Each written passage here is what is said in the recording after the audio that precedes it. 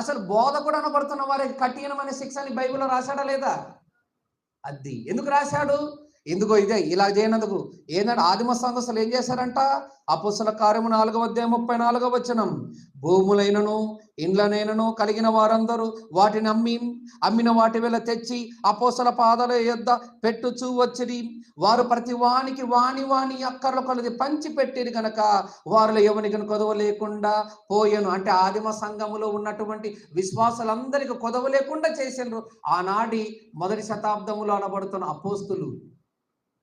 అపోస్తులు ఎంత మంచివారు చూడండి. పాపం అపోస్తులండి, ఇంతకు నేను చెప్తాను చూడండి, అపోస్తులు లాంటి దైవజనులు ఈ తరములు ఎక్కడే గాని లేరు. అంత దొంగ పాస్టర్లు, దొంగ బోధకులు, దొంగ వెధవలంతా. అపోస్తులు లాంటి బోధకుడు ఈ దినమున ఎక్కడా కనిపించడండి.